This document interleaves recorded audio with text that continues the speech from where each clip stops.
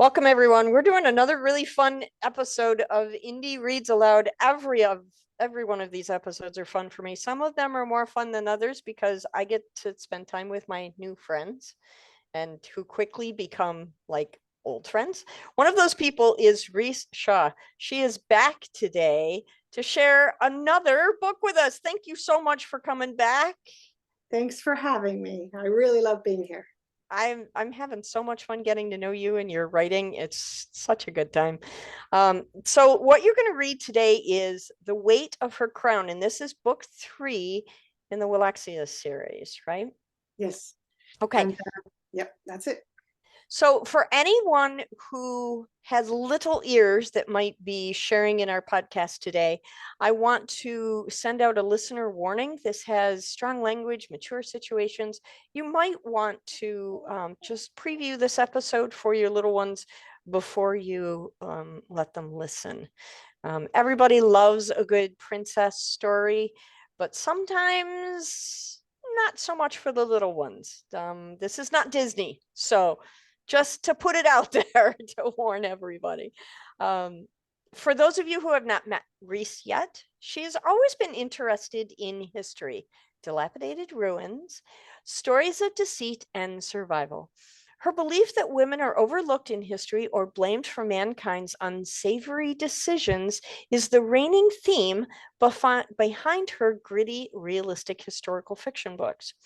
In the Welexia series, Rhys draws upon her love of story to bring the pages alive with the personal struggles and pain of strong female characters, taking us on their journey to overcome and thrive. In the modern world, Rhys shares her home with a few furry friends and a less furry spouse. She can often be found with her nose in a book or taking a walk, though not at the same time. I'm really curious about who your furry friends are. Well, we're down to three, four in a way. So right now we have Sherlock, Chazzy, and Honey Girl, and they're all feline. And then we have Max, who's a dog as well. Do we know what variety of dog? He's Jack Russell mix. Oh, what fun. He's my mother's dog, but she lives in a cottage here on our property. And so very awesome. Yeah. So you understand the adventures of living with a Jack Russell. Absolutely. Those of you who are frequenters of our podcast program, you've all met Charlie, and sometimes he roots for the books when he hears a reading. So if you happen to hear him today, it just means that he's voting for your book, Rhys. That's all it meant. I love it. It's better because the cats just walk across the keyboard and get in your way mostly. So. Yeah. I've done a couple of episodes where I've seen a cat tail walk across the screen. Yep, that's what they do. So, who is your favorite villain in this series, and why? I had a favorite villain named Creevy, but he's no longer with us. So my next favorite villain, I think, would be Rankin, and he works for the King of Rustunia. He's always up to no good, but he's always trying to play the king against his son, the prince, and he's trying to just gain things for himself.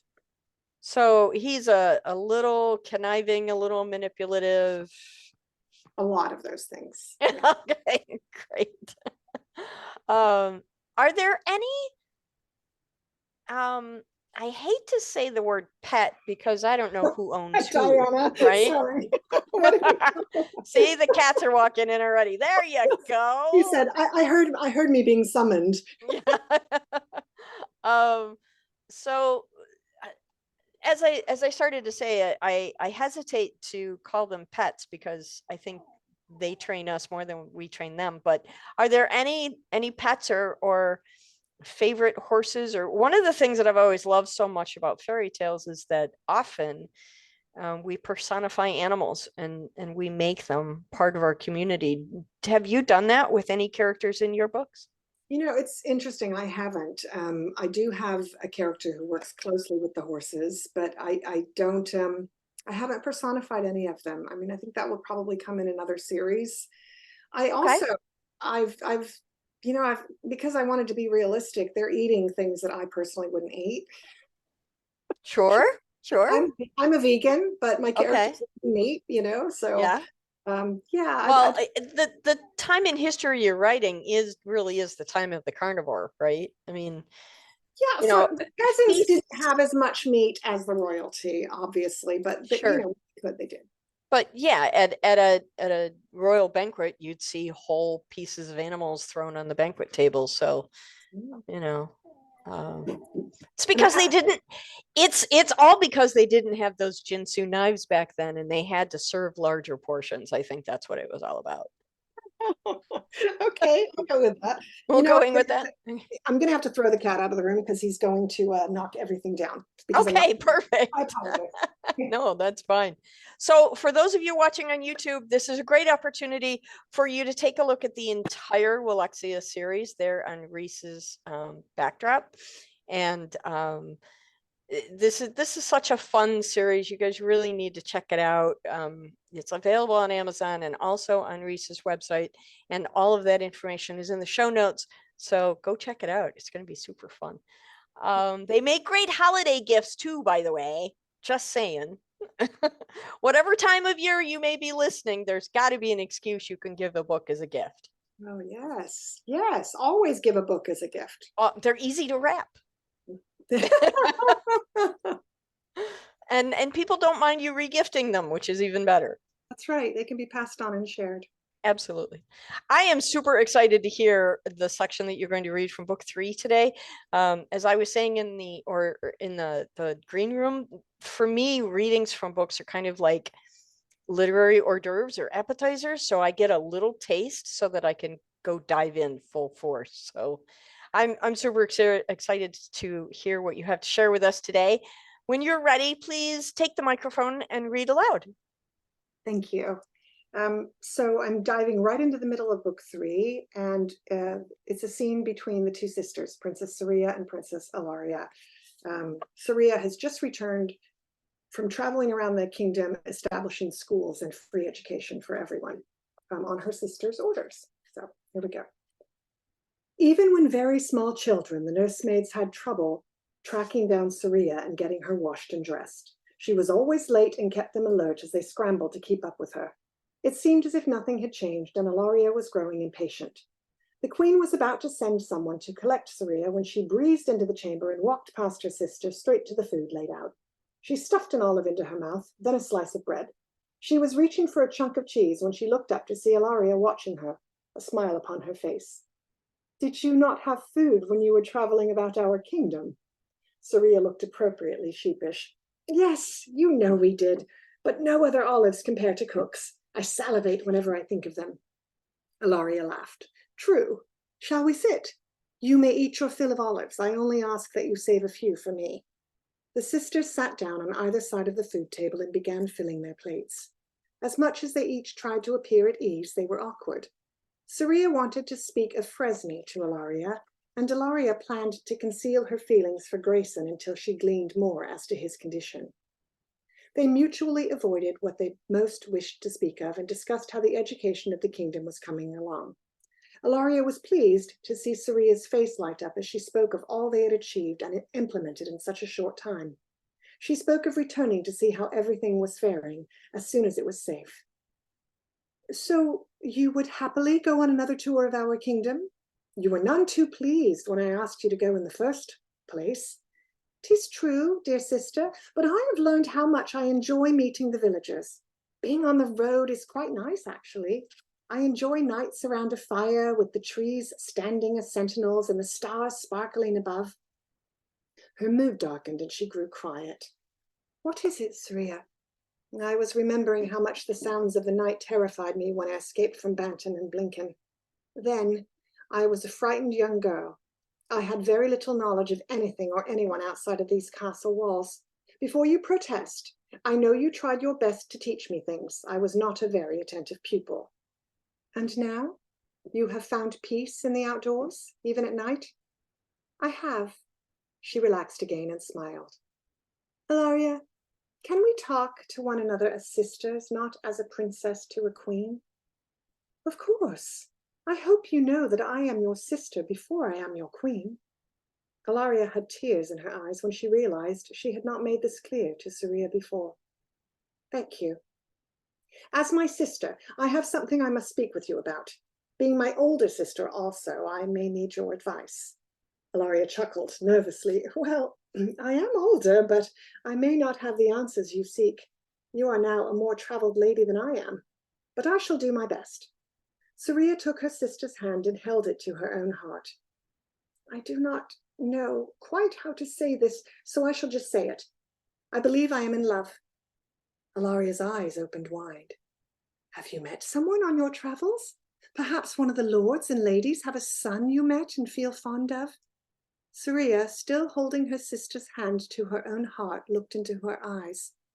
No one of the gentry, but someone far more upstanding in their values and dedication to our kingdom, and to me, someone who would die for me. Realization dawned on Ilaria. Fresney? Yes, Fresney. The queen took their hand back and rose from the table. She walked to the balcony and stood with her back to Saria. As the queen, it was her duty to see her sister married to royalty or an important titled family. As a sister, and seeing her sister glow when she spoke of Fresney, she felt torn. She turned around to see the young woman sitting there, deflated with fear and sadness upon her face. Saria, you are wise. You understand that this is not in accordance with how things are done. However, I will take what you have said into consideration. I can see how you feel about Fresney, and I wish you to be happy, but I will need to carefully consider it. This is as much as I can offer you for now. Thank you for not immediately dismissing me. I hope you can find it within your heart to think of me, my feelings as a sister above all else. I am quite tired. I think I will retire now. Please, excuse me. She ran from the room before the tears fell down her cheeks. She did not wish to sob in front of Ilaria. Instead of going to her own room, she ran toward the barracks. The queen's guard was following her as instructed by Ilaria, and he cursed at how fast she was. When she arrived at the barracks, he stayed back a bit, not wishing to be obvious, yet still understanding that her safety was his only duty. He heard her asking for Lieutenant Fresney, and a soldier pointed her to a private quarter down the hallway. She knocked upon the door and entered when it was opened. Thinking she would be safe there, he found somewhere to sit and wait. A cockerel crowing woke him, and he scrambled to his feet, disbelieving that he had fallen asleep whilst on duty. Oh, shite, shite, shite! He pounded on Fresney's door, but received no answer. He hurried back to the queen's chamber to deliver his news. What do you mean you lost her? Were you not assigned to follow her and guard her until your replacement arrived? Yes, your majesty, my replacement never arrived. Well, they most likely did, but could not find me. I fell asleep in the barracks where your sister had gone. The barracks? What was she doing in the barracks? I do not know. I only know she went to see Lieutenant Fresney when she left your chamber last night. She ran fast, and I had trouble keeping up with her. I saw her go into their private quarters, though. I'm certain she would have been safe there. As soon as I awoke, I knocked upon their door, but received no reply, so I came straight back to you. I am so sorry, my queen. She could see how distraught he was, and her gut told her that Saria was safe, but until she knew for sure, she would speak no words of comfort to him. Follow me. We will go to her chamber. He snapped fully upright and followed his queen. His replacement was standing outside of the princess's chamber and bowed when Ilaria approached. You may relax and speak freely, guard. Have you seen Princess Saria either last night or this morning? Yes, your majesty, this morning. I presume since you are standing here, she is currently inside her chamber? She is, although she is not alone. She has another with her. Ilaria brushed past him in haste and opened the door. She could see Saria seated on a bench speaking to someone whom she could not see. Her sister looked up when she entered. Ilaria turned to see who she had been speaking with and saw their uncle, Lexford. He beamed. What a pleasant surprise, both of my nieces in one morning. I am one blessed uncle. Ilaria's tone was stilted. Good morning, uncle. Saria? Is everyone well? Lexford sensed tension between the sisters and looked from one to the other. Both young women were avoiding any eye contact with each other. His tone was gentle when he spoke. Good morning to you also, Ilaria. I realize this is Saria's chamber, but please sit. It seems to me we may have need of discussion. The queen sat down, still focusing on anywhere but Saria. He watched the power play. Saria, toying with her sister's vulnerability or guilt, perhaps, stood and poured another cup of tea. Head held high, she walked over and handed it to Ilaria. Drink it while it is hot. It tastes better that way. Ilaria accepted the cup and looked up at Saria, regaining her composure and reclaiming her hierarchy. Thank you. I am glad to see you safe this morning. I was concerned when I learned you had stayed the night in the barracks. Had Saria still been holding the cup of tea, she would have dropped it at hearing these words. She opened her mouth to deny it, but her sister's look told her this was pointless. Lexford cleared his throat. Saria, please explain why you stayed the night in the barracks. It is not suitable behavior for any young lady, let alone a princess. Her insides were a tangle of knots. She had hoped to get Lexford on her side about Fresney, but could see this may no longer be an option. Frightened of getting Fresney into trouble, she knew she must tell them the truth. Perhaps not everything. Some things were private between herself and Fresney, but she would tell them enough. Before I begin, I need assurances that you will not harm the other person involved. I make no promises, Saria. They know better. Either promise or I will say no more. Lexford entered into the conversation. Ilaria, would it not be wise to hear what your sister has to say? I am sure she would agree that if any laws have been broken, she will willingly release you from that promise. Am I correct, Saria? You will not make your sister hold on to a promise if it means breaking the law? Saria nodded that she agreed, then sat up tall and defiant. Fine. I will tell you where I went last night when I left your chamber. Ilaria snapped. I know where you went. I wish to know why you would enter into a soldier's barracks unaccompanied. Her voice rose and she was shaking. Lexford spoke in a calm tone as if to a frightened animal. Saria, please continue. Uncle Lexford, in order for you to understand everything, I must first tell you what it is my sister and I discussed last night. I told her I may be in love with someone. Well, today I will tell you both that I am in love with someone. There is no question anymore. She looked at Ilaria. Ilaria sat there with her mouth slack. Saria, I told you I would consider what you had said, and I will.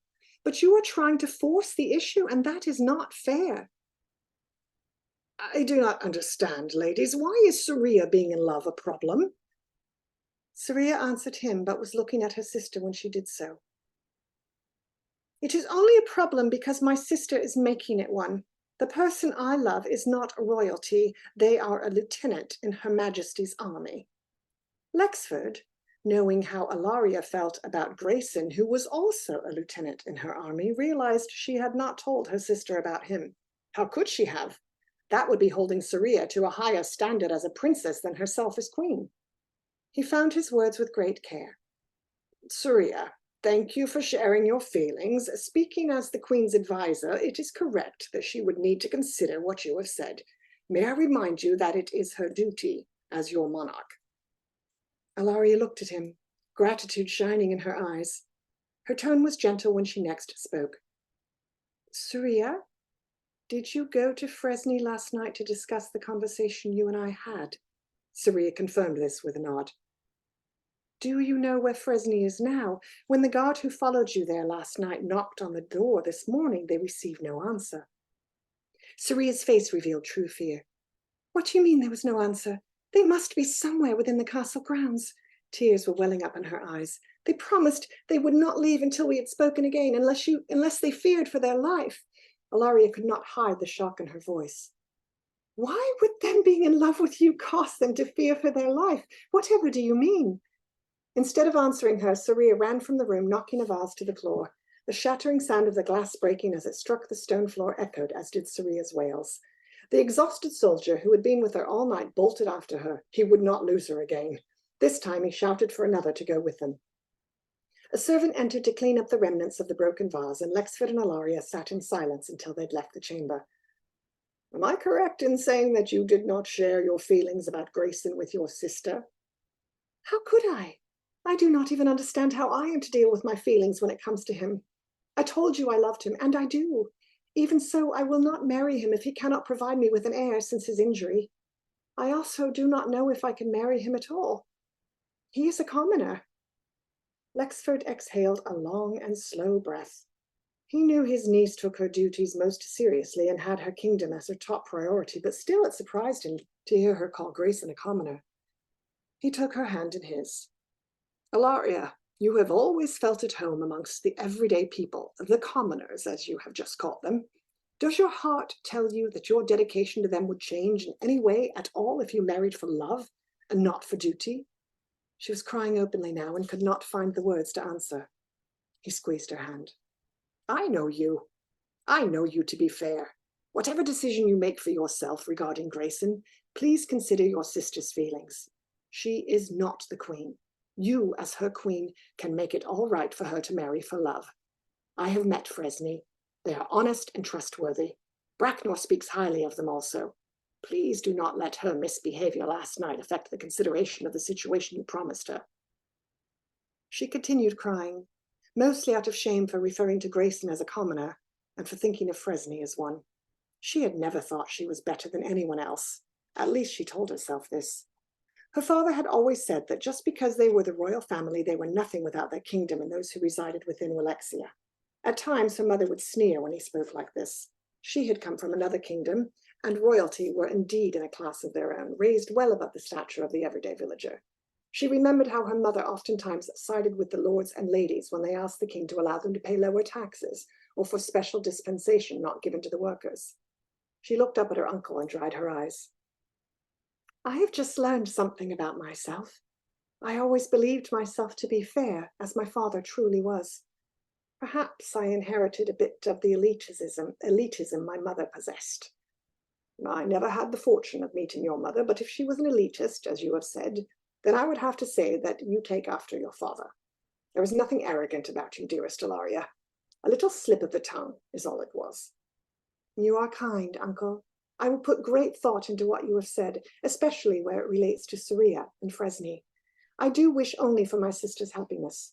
We have lived with so much heartache. Thank you for always advising me with such wisdom. His eyes sparkled. It is easy to be wise when one has lived as long as I have. He squeezed her hand and winked at her. She could not help but smile, feeling a bit lighter in mood. I have not partaken of any nourishment today. Would you care to join me? I have broken my fast already, but another morsel would be most welcome. After you, my queen. He stood, motioned for her to exit, and made to follow behind, but Ilaria threaded her arm through his as they walked out together. So it wasn't as action-packed as some of the other ones, but Oh my gosh, but a swooning love story and a double swooning love story at that. I think it's fantastic. It's wonderful. Um, I I just love this idea of this uncle who is kind and respectful of not only the trials these young women have been through, but also their sense of duty. Um, where did you get your inspiration for that character? so Uncle Lexford was living in hiding for years, long before the overthrow of the kingdom, because he was believed dead in the great battle with Ristunia. And when I see Lexford, I always see Gandalf. Ah, okay. I like it. It's just who I see. So he's been living as this, pretending to be this frail elder in one of the outer villages called Vintnos, and that's where Bracknor was also living and hiding, neither of them knowing that they both were linked to royalty. So yeah. That's pretty fun. That's pretty fun. So, in the green room, you teased me with book 4. What can you tell me about book 4 and when will it be out and how soon do I need to read the other 3? book, four, book four, I hope to come out early next year. Some of that will depend on how busy the editor is for the final edit. You know, I do so Sure. much of the editing myself and then I send it off for the final. As we all do. Yeah. Right. So she was much busier. She gets busier each book that I do. The wait time is a lot longer each time. So Well, good for her. yeah, I mean, good for her. I yeah. haven't finished writing it yet, but I'm almost finished writing it. And I just wrote a scene that I just love where a not nice person actually dies from the hot fat from some birds being thrown on them. And I just, Isn't it fun to punish people? Isn't that just the best? Yeah. You get to take out all this pent up aggression from real life, put it in your books, and you don't go to jail. That's right. I think it's a great combination. So book 4 is just going to further follow Ilaria in her journey and her love life or not, and the kingdom thriving, the problems they still have with Restunia because Restunia just keeps poking at them, Yeah. even though they're trying to be peaceful. They just want to live in peace. So, how many books do you see in this series when Just it's 4. just four? Okay. I mean, it could go on and on and on, but I want to end it with 4. And I think that's one of the reasons it's taking me a little bit longer to write it because, it's hard saying goodbye to everyone. And also Sure. I want to make sure I do a good enough job of wrapping up storylines that matter. So Yeah, people, that's a real challenge when you write a series to make sure everybody has the ending they deserve, yeah, yeah, whether that be good, bad, or indifferent. exactly. Yeah. And I have a lot of characters. So So much fun. Oh, I can't wait. I need to finish reading the books I have so that I can get into yours and with full concentration. I'm so excited. I'm so grateful that you came back on the program again. Thank you so much for your time and your wonderful reading. And if you ever choose to do audiobooks, I think you should voice them yourself because you just have such a wonderful storytelling voice. thank you. I did do the audio for book 1, and I am going to record book 2 and 3 very soon. Uh, Awesome. so I will continue doing that. I really appreciate that. And I just love being here. Thank you for having me. Thank you. Have a great day. And we look forward to you coming back for book 4. All right. Yes. You have a great day as well. Thanks. Thanks.